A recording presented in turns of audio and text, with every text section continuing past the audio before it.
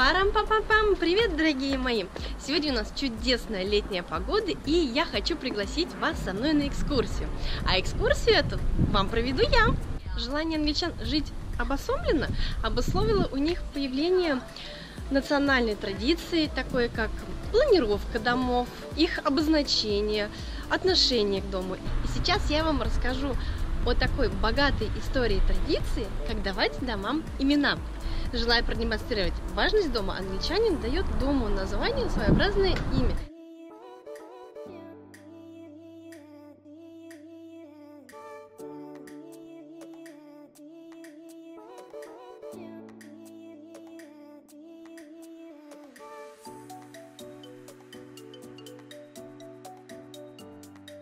История персонификации домов в Британии уходит своими корнями к тем временам, когда аристократы называли свою резиденцию согласно местоположению дома, своей родословной или каким-то заслугам. Нумероваться британские дома начали с принятия закона почтового акта в 1765 году. Сейчас, конечно, большинство зданий Соединенного Королевства имеет свои номера, однако традиция персонификации не канула в лету, но и перешла от аристократов к простолюдинам. Здесь население помешано на том, чтобы вешать таблички на дома с именами и указывать их в почтовом адресе. Дом с названием или собственным именем здесь явление очень широко распространенное. Смотрите.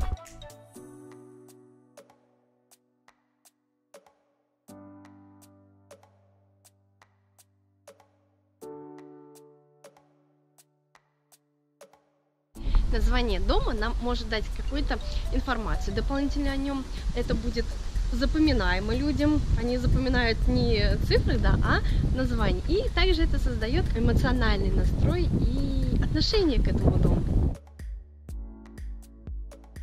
Среди названий преобладают в основном описательные, которые заключают в себе какую-то конкретную информацию. И, допустим, при продаже дома это название может сыграть даже рекламу ему.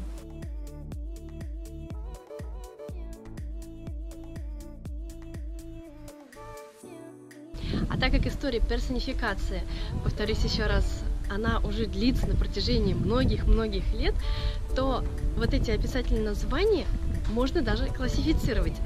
Для меня все время была загадка. То есть у меня было непонимание, почему некоторые дома имеют одни и те же какие-то слова, почему вообще какие-то надписи, есть номера на них. Но вот я с вами разобралась, и давайте теперь уже на каких-то примерах я вам расскажу эту классификацию. Названия, отражающие вид строений, такие как дом, поместье, зал, коттедж. Название, отражающее реальное местоположение. Стрей – это название зеленой зоны, которая напротив этого дома. То есть это может быть гора, река, море, какое-то зеленое поле. Тут название уже еле видно, такое старенькое, но мы можем с вами разобрать и увидеть слово Morningside.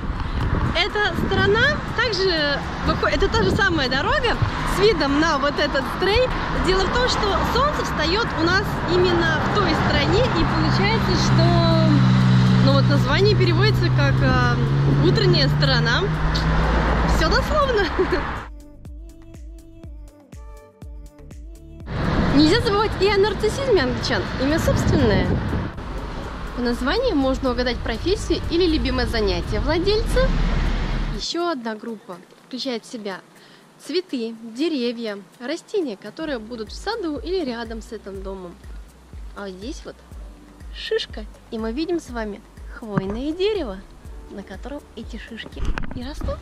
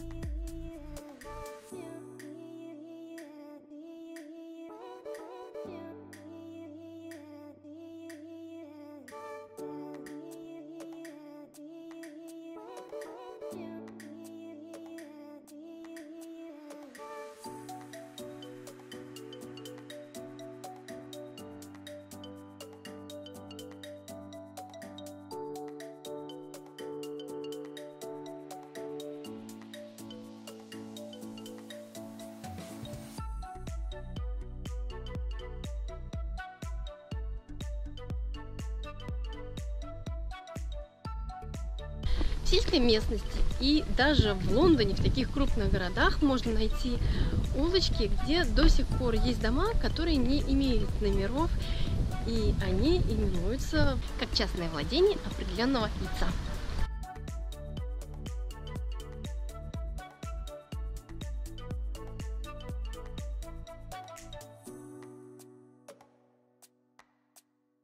Высокая зелень. Ну, я так предполагаю, что, наверное, потому что здесь такие вот высокие зеленые деревья. И название получает не только частные дома, это могут быть общественные какие-то строения, отели, школы или, допустим, офисные центры. А это название госпиталя. В этом плане у англичан фантазия вообще безгранична. Это могут быть не только фамилии, имена, цвета, растения, птицы, животные. Это могут быть просто исторические места, памятные места, какие-то забавные фразы, фразы из других языков, просто какой-то каламбур. То есть пишу, что хочу. Как вот фантазия работает, так и называю свой дом.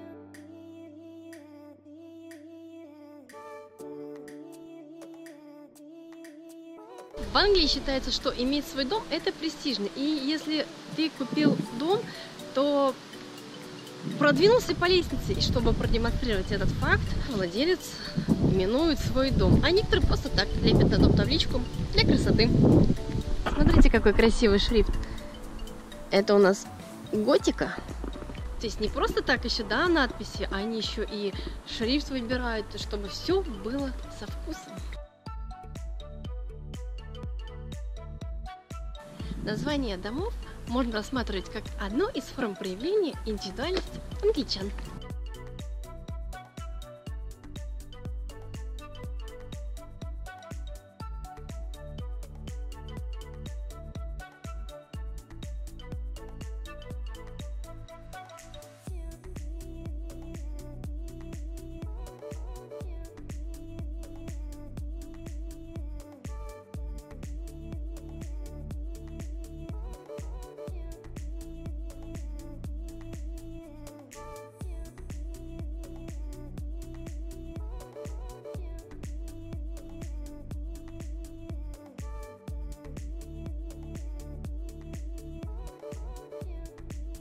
Очень такая классная у них традиция, ведь если дом имеет такое название, его владелец одушевляет, и это гораздо интереснее и приятнее звучит.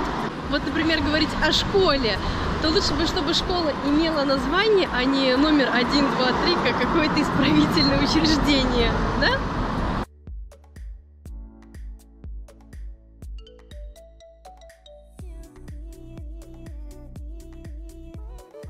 Для нас, для туристов, для тех, для кого это в новинку, это даже интересно. Интересно читать названия. Я же хожу, показываю вам, и в том числе я их перевожу, и мне интересно знать, какие названия, какой смысл вкладывают в эти имена, в эти названия, прозвища для домов свои владельцы.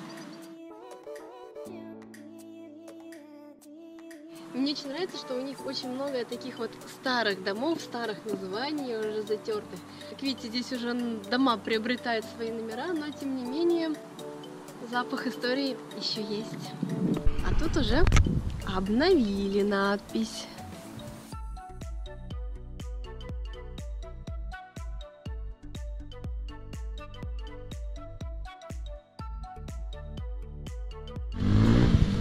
Двор Восточного утеса и соседний от него дом. Угол Восточного утеса.